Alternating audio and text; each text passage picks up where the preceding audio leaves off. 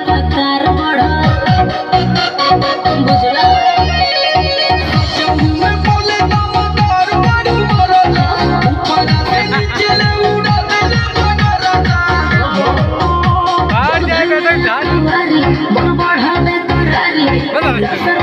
करे लगे देह साया साड़ी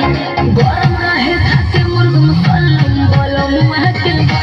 बलम महके बलम बलम महके बलम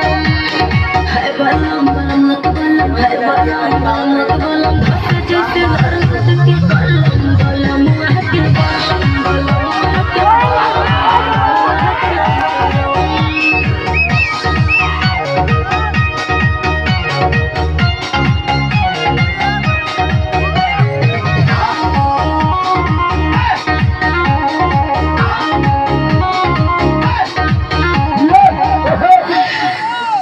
एक बार भइल न भोर कई बार गइल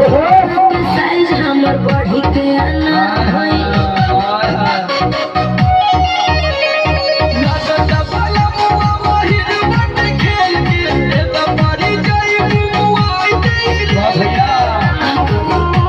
मरले बाया संछका हमर अलग धक्का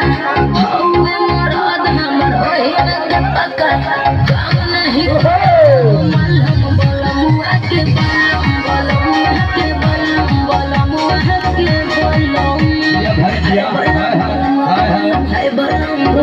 बलम छील देला कहिया बलम बलम के बलम के बलम बलम के बलम। जय हो निषाद राज परिवार। यहाँ आईटी कॉमरेड संतोष भैया, आप आदरणीय समाज के सम्मानित श्री संतोष कुमार साहब निषाद